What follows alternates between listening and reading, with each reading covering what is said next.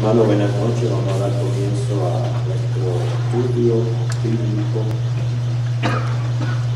Este día martes estamos aquí reunidos en la casa del Señor, después de un tiempo de devocional, de cantos y también de oración que es tan importante y vital para la iglesia.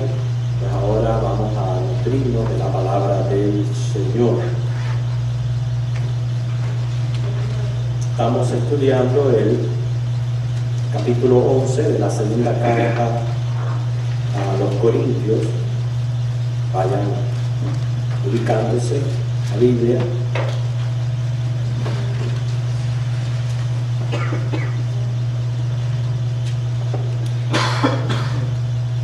Seguimos tratando el hecho que Pablo sigue defendiendo la genuinidad de su apostolado. Segunda de Corintios 11. Ubican ahí lo que escuchan esta breve introducción. Recordemos que un apóstol es un enviado. El propósito de un apóstol es comenzar nuevas iglesias, nuevas obras y establecer líderes en cada una de estas congregaciones, dejándolos ya como obispos o pastores. El título apóstol tiene dos usos. Podemos pensar en el uso restringido. ¿Qué nos referimos? Estamos pensando en el oficio de apóstol que terminó con la muerte de los 12 escogidos por el Señor, incluyendo a Matías, que fue el reemplazante de Judas Iscariote. Una vez mueren estos 12 hombres, ahí terminó este oficio o este uso de apóstol. Esta restricción se deduce, recuerden cuando la iglesia, motivada por Pedro, se reunieron para reemplazar a Judas Iscariote. Judas fue el que traicionó a Jesús, recuerdan la historia, y se reúnen para reemplazarlo. Habían dos candidatos elegibles, sin embargo eligieron a uno solo. ¿Para qué? Para completar el grupo de 12. No podían ser los dos, a pesar de que reunían las condiciones. Podía ser solamente uno. En ese aspecto, el uso o oficio de apóstol estaba restringido a los 12 ya terminó. Pero también se puede ver apóstol como un uso amplio, teniendo en cuenta lo que significa en sí el término, porque se está refiriendo a un misionero. O sea, sigue siendo un enviado de Dios, la misma responsabilidad de plantar iglesias, dejar líderes establecidos, y así se van moviendo. En ese aspecto, el don de apostolado pues sigue activo, sigue vigente, porque por eso nosotros usamos más bien misionero, así no nos equivocamos tanto, ya que como oficio fue eliminado. Bueno, Pablo fue llamado a ser un siervo, un apóstol. En la mayoría de sus cartas, con excepción de Filipenses, Primera, Segunda de Tesalonicenses y Filemón, él expresa ser apóstol. Apóstol por voluntad y mandato de Dios. En una de ellas dice, no por hombre ni por hombre, sino por mandato de Dios. Así él se presenta en sus cartas. También él dice ser apóstol a los gentiles. Gentiles es todo aquel que no es judío, y esa fue su misión específica, no inclusiva. ¿Por qué digo esto? Si seguimos la trayectoria de los viajes misioneros de Pablo que presenta Lucas en Hechos, podemos ver que cuando él llegaba a las diferentes ciudades, lo primero que hacía era procurar visitar una sinagoga y allí predicarle a los judíos. Sin embargo, él reconoce que él recibió ese llamado de ser enviado a los gentiles. En Romanos 11:13, el mismo se refiere diciendo, porque a vosotros hablo gentiles, por cuanto yo soy apóstol a los gentiles, honro mi ministerio.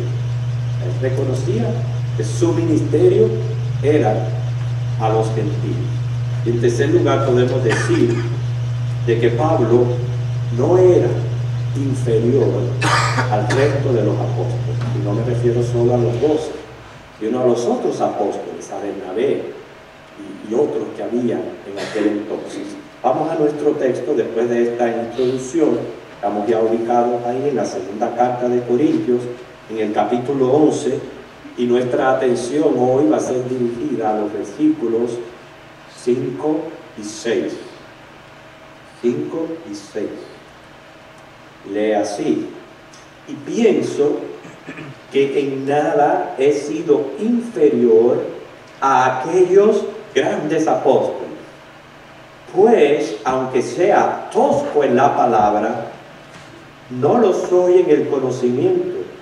En todo y por todo os lo hemos demostrado.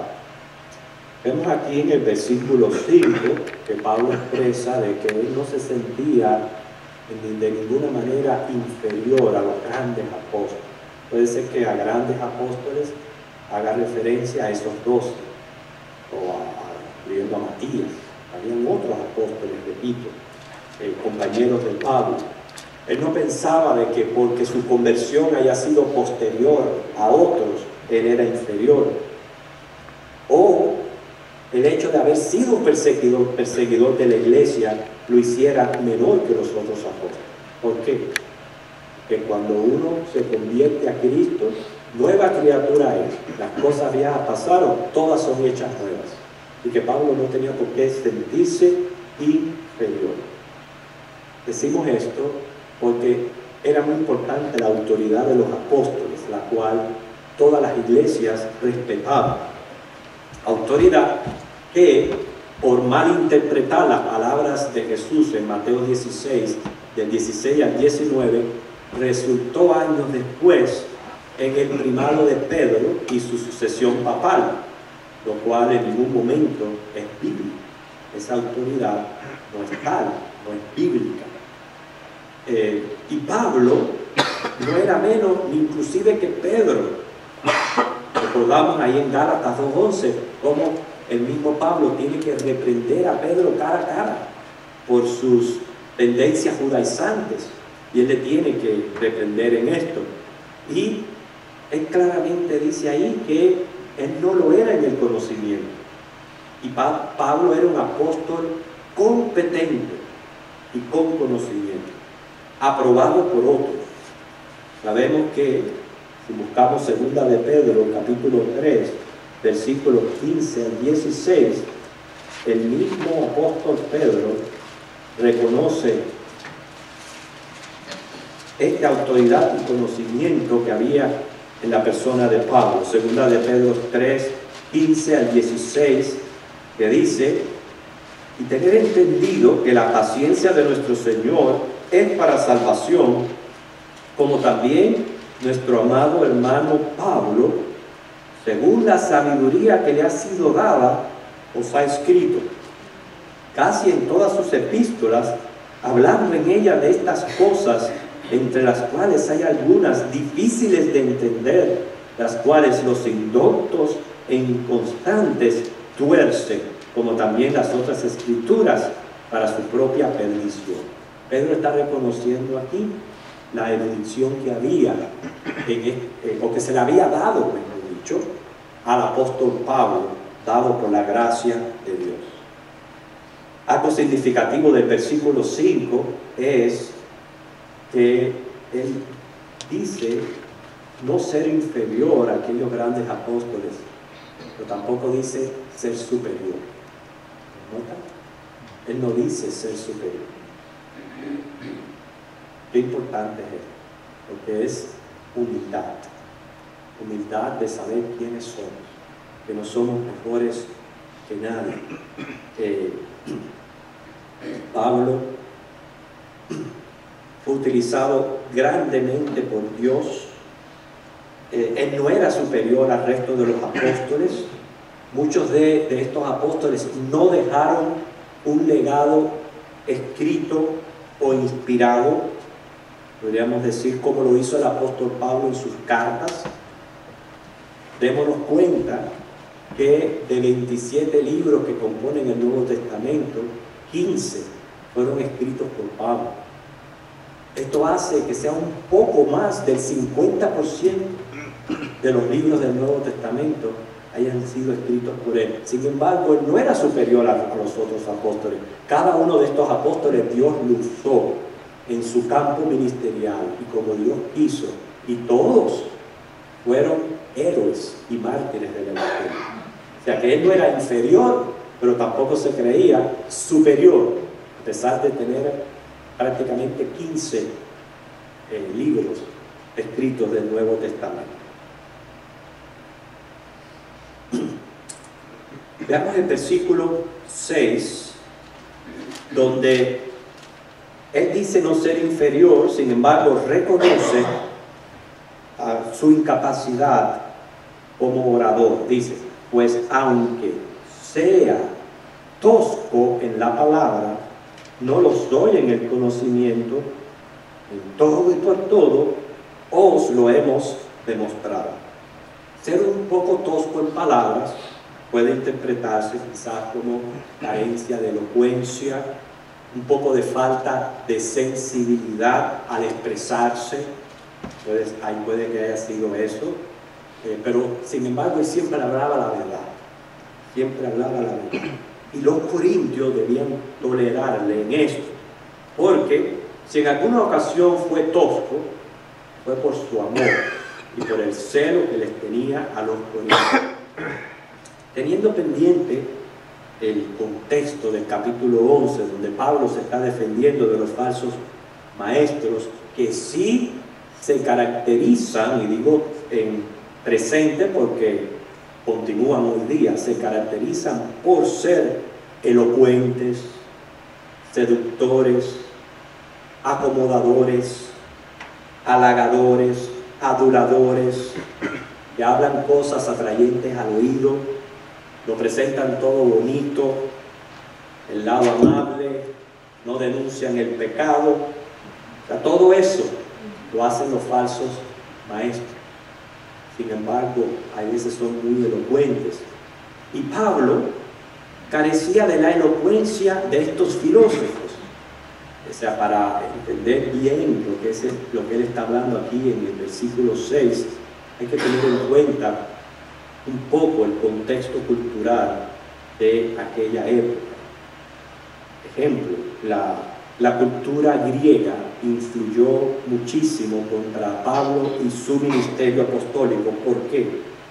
En aquella época greco-romana, el helenismo, se había levantado una fobia o fanatismo por la literatura y por las filosofías.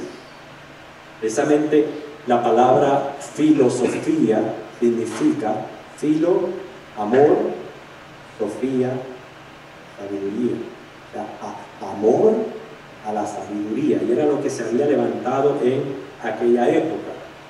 Atendiendo a nuestra época actual, hoy pudiéramos decir que se ha levantado una filotecnología. Exactamente, un amor a todo lo que es lo tecnológico. Es lo que caracteriza a nuestra sociedad, el tiki del testeo y Facebook y todo eso. Eso es lo que está hoy día, y es una filotecnología, un amor hacia eso. En aquel entonces, donde no existía la electricidad, no existían los adelantos científicos que hay hoy día, la gente siempre ha buscado entretenerse, ocuparse, y entonces la fobia era por la filosofía, o sea, amar la sabiduría. Lo que predominaba era la búsqueda de la investigación erudita y la razón, la competencia intelectual, las artes, la música.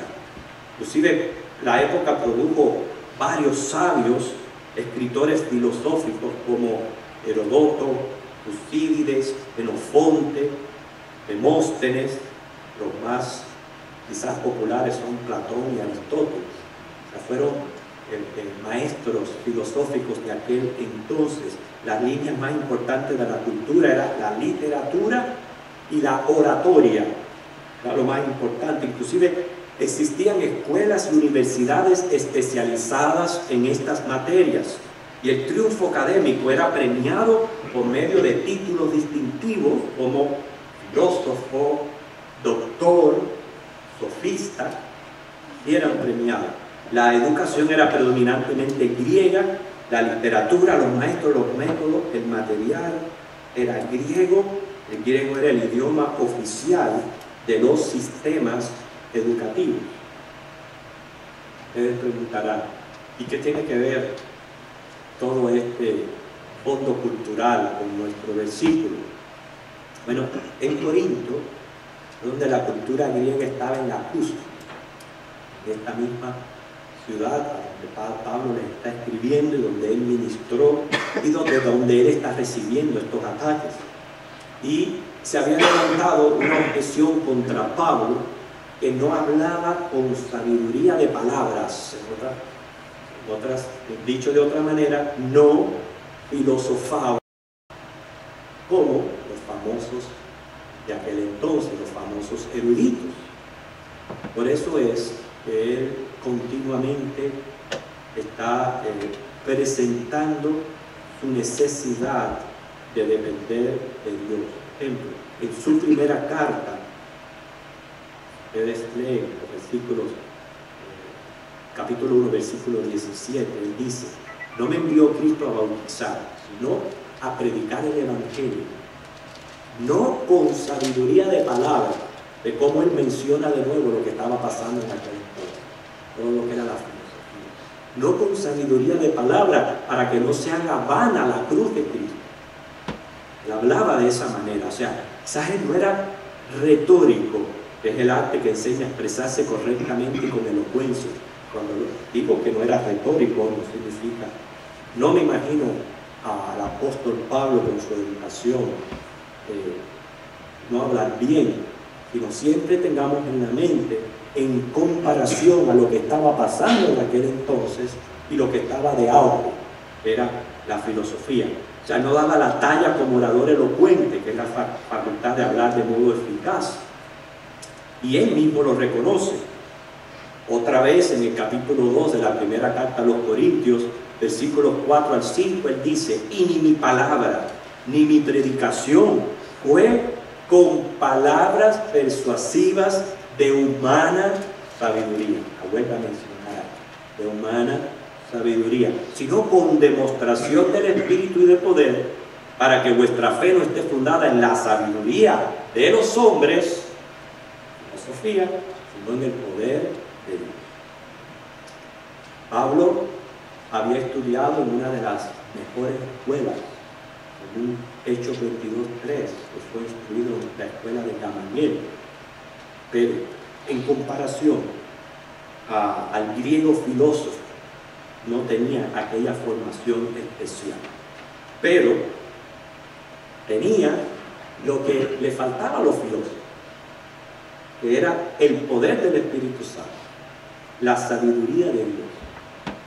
O sea, el don de Dios. Es el don, no lo tenemos por estudio. El estudio nos prepara para ser mejores en el ejercicio de nuestro don, pero el don viene de Dios. Y si Dios no te lo da, no importa el estudio que usted tenga, nunca va a poder dar la talla. Nunca, porque lo más esencial es el don de Dios, y Pablo lo tenía. Sin embargo, los filósofos tenían mentes reprobadas.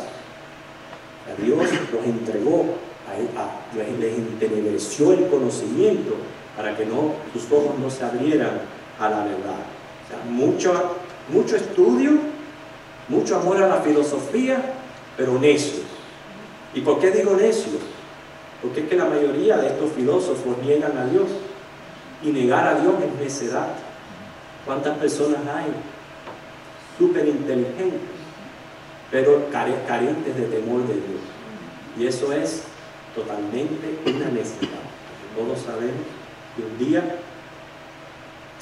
nuestro cuerpo vuelve al polvo y nuestro espíritu regresa a Dios por hoy. Si uno no se prepara para su encuentro con Dios, fue un necio en esta vida, aunque tenga un título colgado de doctorado en la parte. Así es. Y Pablo puede ser que no tenía aquella preparación especial de los grandes filósofos, pero contaba con él y dependía del poder del Espíritu Santo. Además, Dios siempre usa a los humildes. ¿A quiénes llamó Dios Jesús? Llamó a pescadores, a publicanos. Dentro del grupo había un revolucionario. Les llamó para que fueran sus discípulos. Lo vil del mundo es lo que escoge Dios. Lo vil. El griego tenía sus dialectos y se hablaba con un vocabulario sofisticado y un vocabulario vulgar del pueblo. Estaba lo que era el griego ático, que fue el griego que produjo la literatura de importancia, el más altamente desarrollado en su perfección lingüística. Pero estaba el griego koiné, que se consideraba lengua del pueblo. Pero yo encuentro pero tan maravilloso. Y vemos cómo Dios exalta al humilde y mira de lejos al altivo, que fue el griego koiné, el idioma del pueblo, y no la lengua sofisticada, la que Dios usó para escribir el Nuevo Testamento. Este griego koiné era la lengua más rica y exactamente expresiva que haya conocido la historia humana. Pablo enseñaba guiado por Dios. Pablo predicaba porque fue enseñado por Dios. Él mismo lo dice en Gálatas 2:12. Pasó ese tiempo con el Señor y Él le ministró. Por tanto, Él exigía derecho que acreditaran su apostolado y le tuvieran confianza como maestro, aunque fuera tosco con sus palabras. Él tenía conocimiento que recibió de Dios.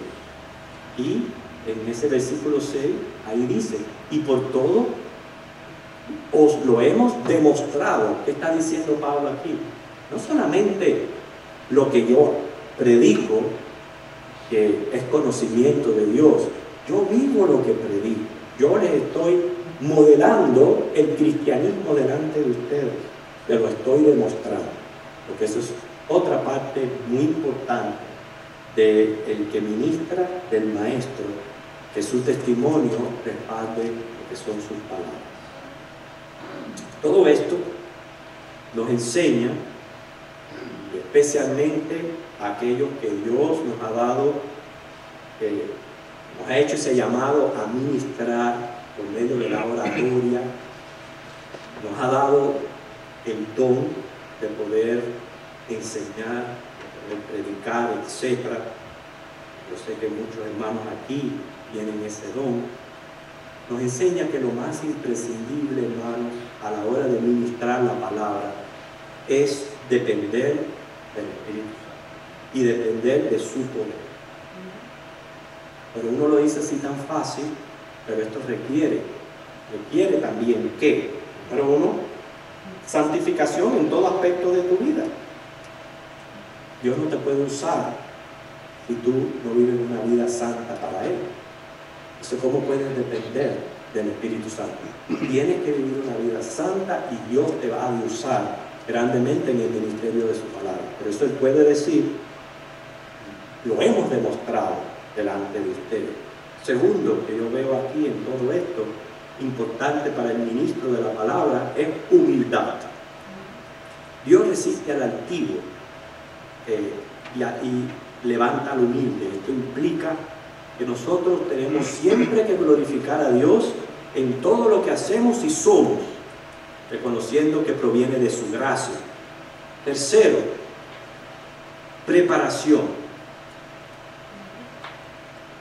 Primera de Timoteo 3:6 dice, un ministro no puede ser un neófito, es decir, un recién convertido, no puede ser. La persona necesita un tiempo de preparación teológica.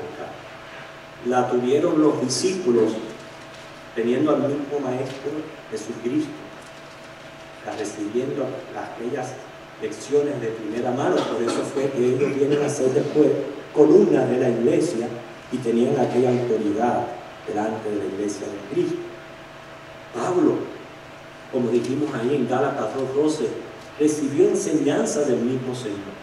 Y todo ministro serio de la palabra, antes de tirarse a ejercer ese ministerio, está consciente que debe de prepararse.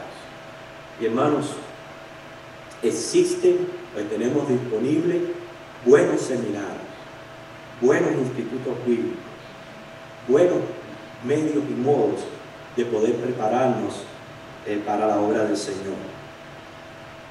Por ejemplo, mi persona, yo fui a un seminario, el Seminario Bautista Teológico de New Orleans, y también cursé el seminario FLET.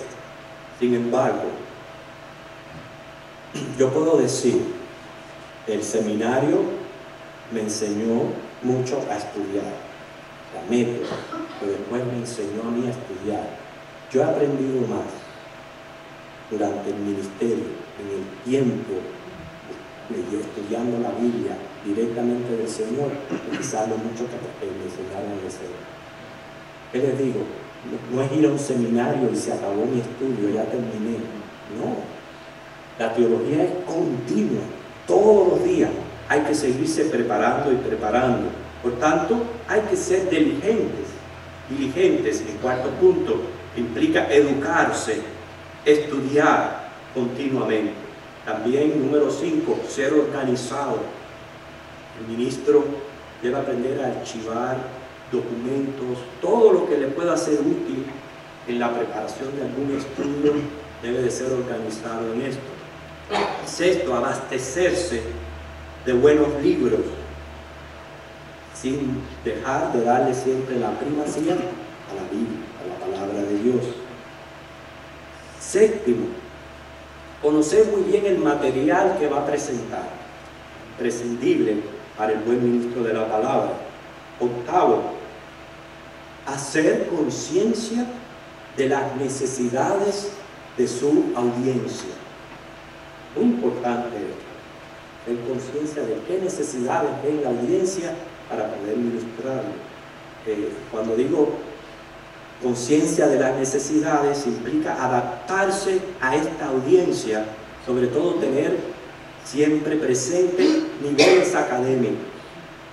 En nuestra audiencia van a haber personas que por gracia, pues quizás hayan alcanzado bachilleratos, doctorados, maestrías, pero también va a haber la persona que no pudo quizás pasar una escuela superior, etcétera, etcétera. Y el buen ministro tiene que hacer conciencia que esa es su audiencia, tiene que adaptar su palabra de alguna manera que pueda ser recibida por ambos grupos, por ambas clases de niveles académicos. También el ministro de la palabra debe de reconocer las limitaciones de receptividad, y mientras más se apela a los sentidos, mayor es el potencial de recepción. Me refiero a oír, ver, palpar. En otras ocasiones hemos hablado de todo esto, de lo que es el sistema comunicativo, que pienso que es importante dentro del estudio que estamos teniendo.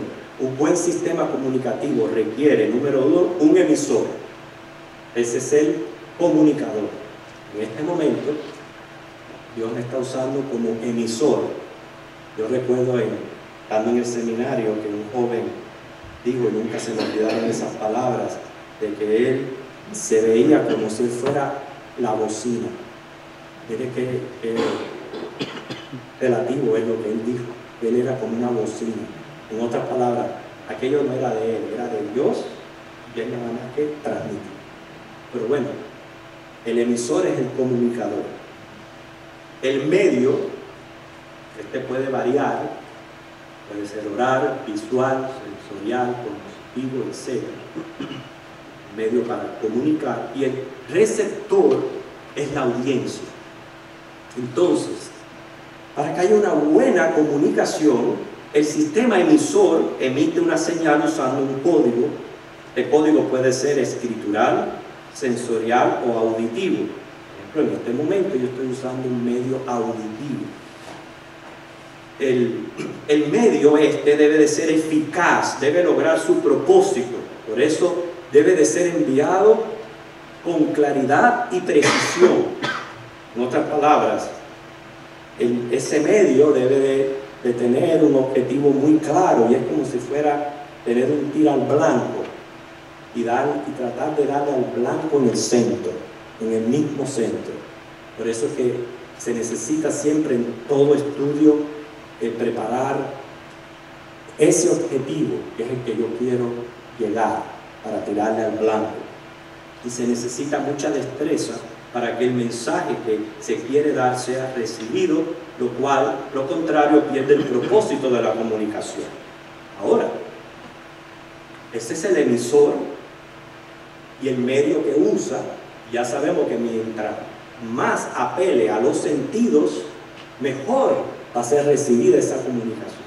Ahora, el receptor, que es la audiencia, que son ustedes, tienen también un deber.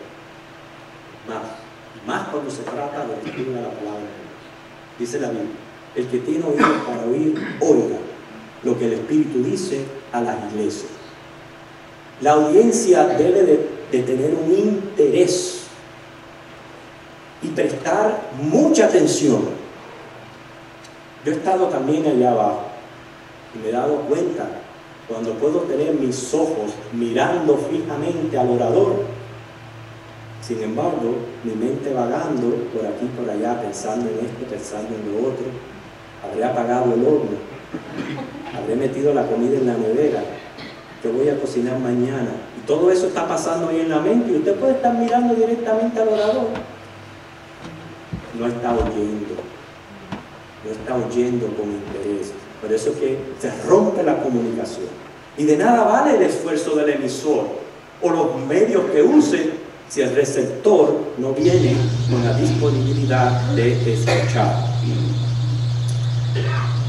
Ya que les corresponde a ustedes, el porcentaje de comprensión es de acuerdo a esta capacidad. Esto es debido a estudios que han hecho. Veamos primero la capacidad de percepción. O sea, lo que usted percibe. Dice que oyendo nada más, se percibe un 10%. Por eso es que mi gran tarea es que este 10% sea bien claro para que no lo olvide.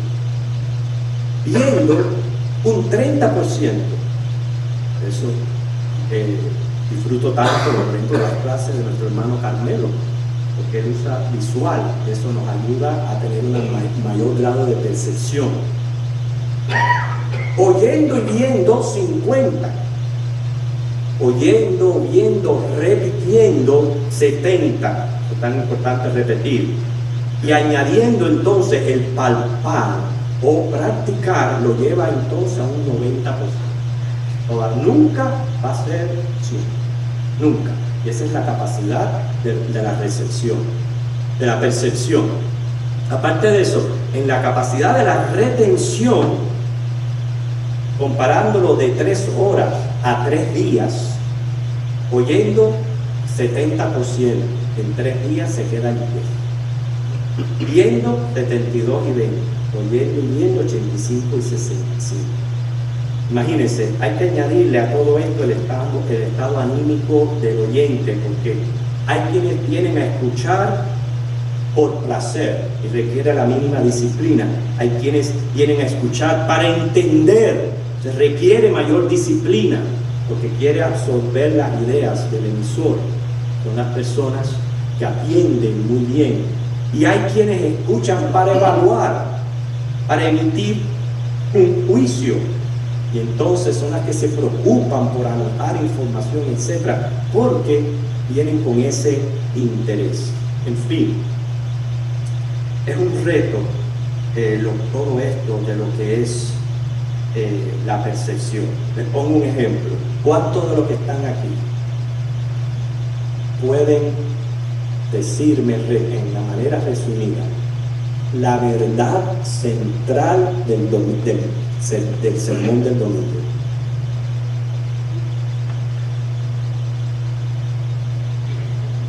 Ya casi van a pasar 3 días, pero déjenme ver el porcentaje. 3 días, espero por lo menos un 10%, por eso he resumido el mensaje a la verdad central. ¿Cuál fue la verdad central del mensaje del domingo? A ver, Liz. Bueno, que como Cristo amó a la iglesia, que debemos de amar a Cristo, respetar y contribuir en su obra, ¿no? Sí, muy bien. Sí, nosotros presentamos como epíteto a la iglesia como esposa, y Cristo es el esposo. Como ambos tienen responsabilidades, tenemos garantizado el amor, el cuidado y lo que es la dirección de Jesucristo, pero nosotros como iglesia, nuestro deber es amarle, apoyar su obra y someternos a él, respetarle. Esa fue la verdad central del mensaje del domingo. ¿Qué es el mensaje del domingo anterior? El del anterior. ¿De qué se trató? Marta se recordó, la iglesia visible e invisible. Y del otro domingo anterior, la primera parte, presentamos 7 descripciones de la iglesia. ¿Quién se recuerda? La iglesia como agencia, embajada. La iglesia como empresa, ¿verdad? La iglesia como con identidad social. La próxima, organización. La próxima, universal.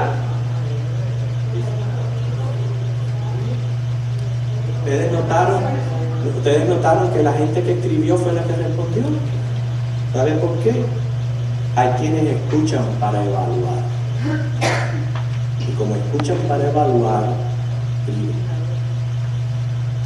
El caso es que, ya voy a terminar, hermanos, ¿por qué Pablo está defendiendo esa autoridad? Cuando una persona enseña, ese maestro tiene que estudiar, evaluar, escribir, leer, repetir, prepararse, y eso hace que se graben más todas estas verdades que va a emitir. Verdades que, siendo consciente ante Dios, va a aplicar a su vida. ¿Cómo te vas a parar delante del púlpito sin haber aplicado el mensaje que Dios te trae? Y eso hace que la persona vaya creciendo en conocimiento y va adquiriendo más de aquellos que son receptores. ¿Qué propósito perseguimos en este estudio? Esto ya es lo que yo quiero que se les quede. Estos versículos 5 y 6 que estudiamos hoy, que fue nuestro texto, su propósito era el entender en qué aspecto Pablo está diciendo aquí que él no se sentía inferior a los grandes apóstoles. Segundo, porque dice que él era tosco en la palabra. Ya sabemos que hay que tener en cuenta, para interpretar esta frase, lo que estaba pasando culturalmente en el asunto de la filosofía en aquel entonces.